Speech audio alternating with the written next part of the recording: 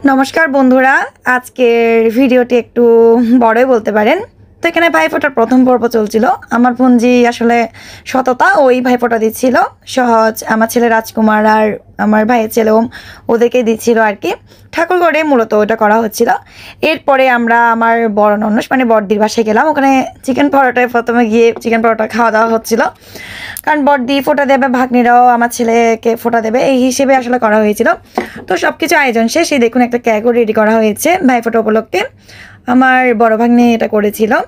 এখানে দই, পায়েস, মিষ্টি সব কিছু, সন্দেশ সব কিছু করা হয়েছিল। ওখানে গোপালের সামনে বসে আসলে ভাইফোঁটাটা দেওয়া হবে। আর সারাদিনই দ্বিতীয় ছিল, আর তবে অমৃত যোগ ছিল না, কিন্তু তারপরেও দেওয়া যাবে আর কি ওরকম। তো আমার বড় ভাগ্নি ফার্স্টে ফোঁটা দিচ্ছিল, তো গিফট পেয়ে গেছে আমার ছেলে। এবার ও রিটার্ন গিফট দিচ্ছিল ভাইফোঁটার। তো এভাবে চলছে আর কি। তো এটা আর একটা ভাগ্নি, ও সবাইকে দিচ্ছিল ফোঁটা এখানে। তারপর সবাই বসেছিল এখানে। এটা বাপিদি ছিল, আমার বড়দি ছিল, শাশুড়ি মা, তো আমার ছেলে, ভাগনা, ওরা সবাই ছিল এখানে। তো ছোটো ভাগ্নি এবার ফোঁটা দিচ্ছিল, মানে সবাই খুব মজা হয়েছিল দিনটা। সবাই এসেছিল, ভাই বোনের মানে সম্পর্ক।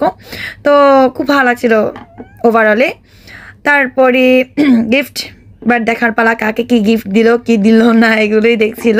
তা আমি এই ফাঁকে একটু সবাইকে ভিডিও করে নিচ্ছিলাম।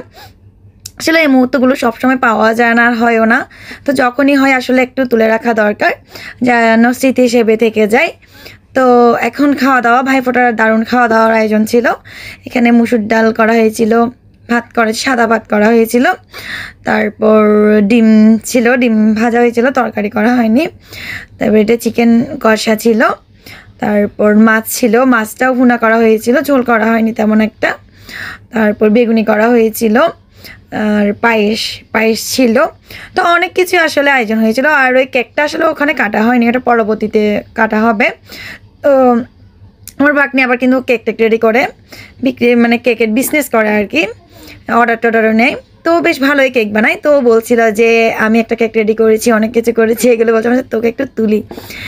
তো এবার দেখুন আমার বড়দি, উনিও কিন্তু বেশ ভালোই ব্লগার। তো উনি সব কিছু ভিডিও করে নিচ্ছিল। আমি বলছিলাম যে এখানে খাওয়ার আগে সব কিছু তুলে নেওয়া হচ্ছিল। আর বাচ্চারা আগে খেতে বসে পড়েছে, যেহেতু সবাই একসাথে বসতে পারবে না। কেকটা কাটা হচ্ছে, সবাই মিলে বলে একদম কাটবে, কি কুচি কুচি করে কাটছিল। আর আমাকে কেউ তোলার নেই, সেজন্য আমি নিজেকে একটু তুলছিলাম।